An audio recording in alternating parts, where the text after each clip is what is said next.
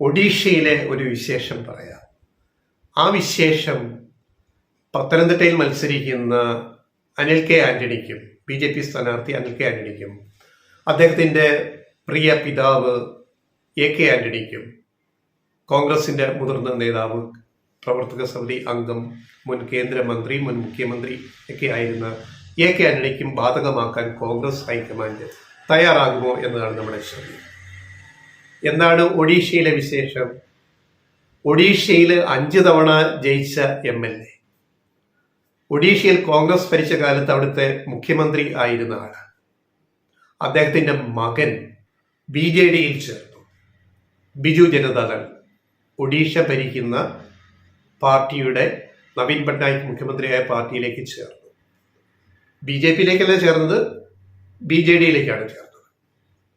BJDയും BJPയും തമ്മിലാണ് അവിടെ പ്രധാന മത്സരം. കോൺഗ്രസ് അവിടെ എന്നേ ദുർബലമായി, അങ്ങനെ ഒരു പാർട്ടിയായിട്ട് മാറിക്കഴിഞ്ഞു.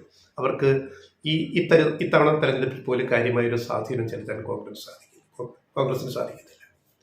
അപ്പൊ ഇവിടെ ഞങ്ങൾ ചോദിക്കാൻ വരുന്ന വിഷയം അതാണ്.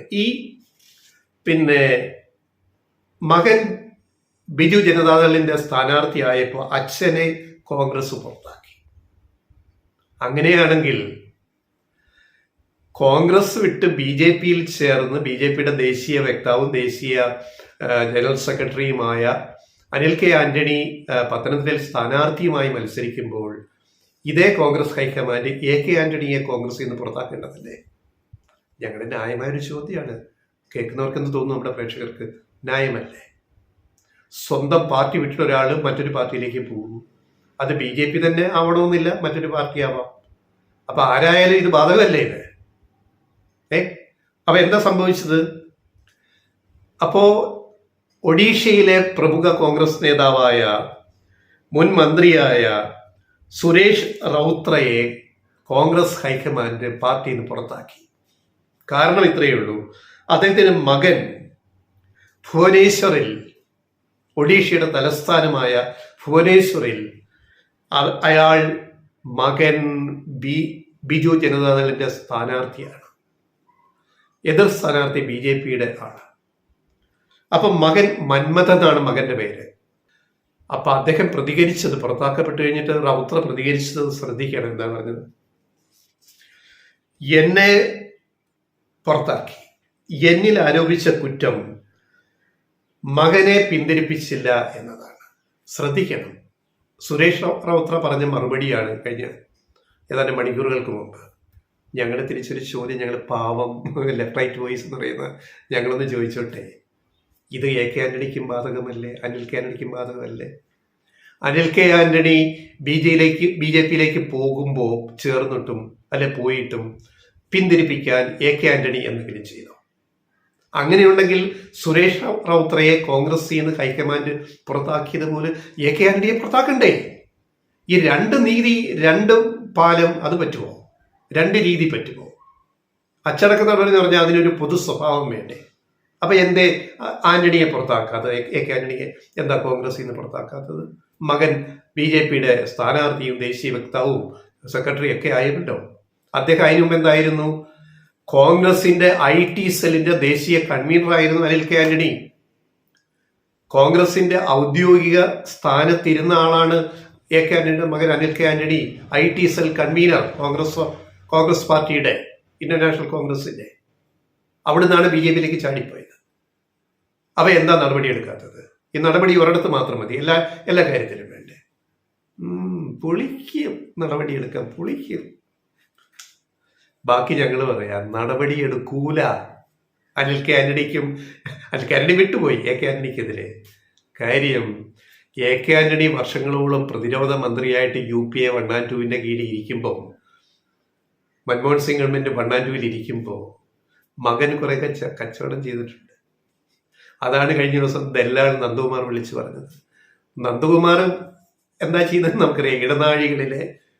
അധികാരത്തിന്റെ ഇടനാഴികളിലെ ദല്ലാളന്മാരിൽ ഒരാളാണ് ദല്ലാൾ നന്ദകുമാർ. അതുകൊണ്ടാണല്ലോ അങ്ങനെ വിളിക്കുന്നത്. അങ്ങനെ പലരും ഉണ്ട്. ദേശീയ രാഷ്ട്രീയത്തിലും സംസ്ഥാന രാഷ്ട്രീയങ്ങളിലും അധികാരത്തിന്റെ ഇടനാഴികളിൽ ഇടപെട്ട് കോടികൾ സമ്പാദിക്കുന്ന, ലക്ഷങ്ങൾ കൈമറിയുന്ന, ബിസിനസ് ചെയ്യുന്ന ദല്ലാൾമാരുണ്ട്. നമ്മൾ ചില സിനിമകളിൽ പൊളിറ്റിക്കൽ ത്രില്ലർ സിനിമകളിൽ മലയാളത്തിൽ ഉൾപ്പെടെ നമ്മൾ കണ്ടിട്ടുണ്ട്. ആരെ? ദല്ലാൾ നന്ദകുമാർമാരെ.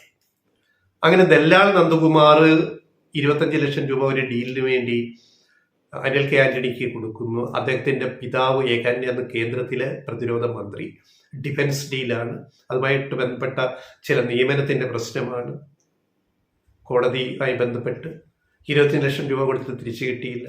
തിരിച്ചു കിട്ടാത്തപ്പം ഇപ്പം അയാൾ രംഗത്ത് വന്ന് പത്രസമ്മേളനം നടത്തി.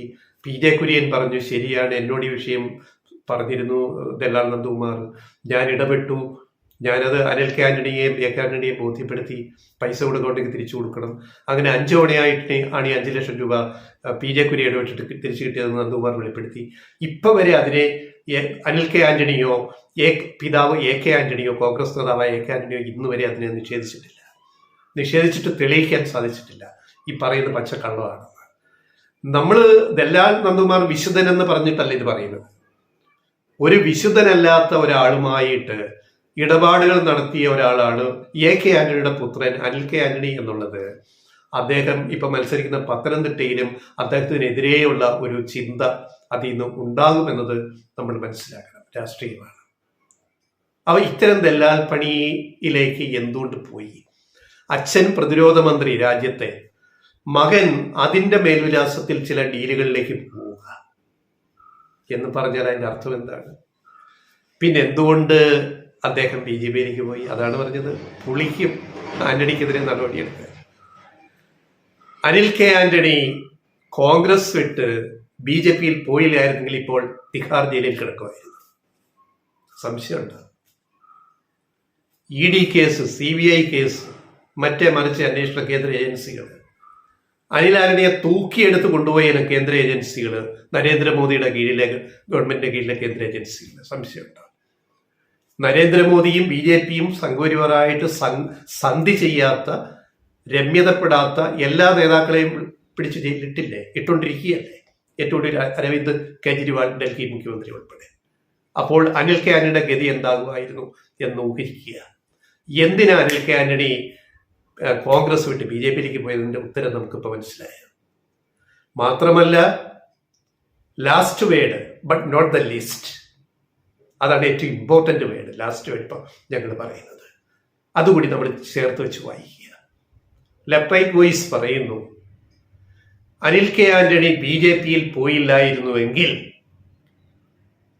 അനിൽ കെ ആന്റണിയെ ED കൊടുക്കുമായിരുന്നു, CBI കൊടുക്കുമായിരുന്നു, കേന്ദ്ര അന്വേഷണ ഏജൻസികൾ കൊടുക്കുമായിരുന്നു. ഒന്നൊന്നായിട്ട് അങ്ങനെ കുടുക്കി കേസിലും കോടതിയിലും പോയി ജയിലിൽ പോയിട്ട് ഈ അന്വേഷണം പിതാവും കേന്ദ്രമന്ത്രിയുമായിരുന്ന AK ആന്റണിയിലേക്ക് നീളുമായിരുന്നു. അപ്പൊ ഇപ്പം മനസ്സിലായോ AK ആന്റണി എന്ന് പറയുന്ന പിതാവ് പുത്രന് വേണ്ടി കളിച്ച കളികൾ എന്താന്ന് ഇപ്പൊ മനസ്സിലായ? പുത്രനെ രക്ഷപ്പെടുത്താൻ വേണ്ടി, എനിക്ക് സ്വയം രക്ഷപ്പെടാനും വേണ്ടി കാര്യങ്ങളുടെ പോക്കേ. മോദി എന്താ ചെയ്യാൻ പോകുന്നത്, അമിത്ഷാ എന്താ ചെയ്യാൻ പോകുന്നത് എന്ന് ഒരുവിധ മുന്നേ മനസ്സിലാക്കിയ വിദ്വാനാണ് നമ്മുടെ ഈ കോൺഗ്രസ് നേതാവ് AK ആന്റണി. പിന്നെ ഭാര്യ എലിസബത്ത് മാഡം വലിയ ചിത്രകാരിയൊന്നുമല്ല. പക്ഷേ ഭർത്താവ് AK ആന്റണി പ്രതിരോധ മന്ത്രിയായിരിക്കെ അവർ വരച്ച ചിത്രങ്ങൾ 2 കോടിയോളം രൂപയ്ക്കാണ് എയർ ഇന്ത്യ വാങ്ങിയത്. മറ്റേ എയർപോർട്ടുകളിലും വിമാനത്തിലും തൂക്കിയിടാൻ വാങ്ങിയത് 2 കോടി രൂപയ്ക്കാണ്. 2 കോടിയോളം രൂപയ്ക്ക്. അത് പിന്നീട് വാർത്ത പുറത്തു വന്നു. അവർ അറിയപ്പെടുന്ന ചിത്രകാരിയൊന്നുമല്ല. പിന്നെ എന്തുകൊണ്ട് അവരുടെ ചിത്രങ്ങൾ 2 കോടി രൂപയ്ക്ക് അവരുടെ പെയിന്റിങ്സ് എയർ ഇന്ത്യ വാങ്ങി? അതിൽ ഇടപെട്ടതാരാണ്? അതിനകത്ത് അനിൽ കെ ആന്റണിക്ക് പങ്കുണ്ടോ? മകന് പങ്കുണ്ടോ? ഇതൊക്കെ നമ്മൾ കൂട്ടി വായിച്ചു കഴിഞ്ഞാൽ കാര്യങ്ങൾ മനസ്സിലാവും. ഇത്രയുള്ളൂ.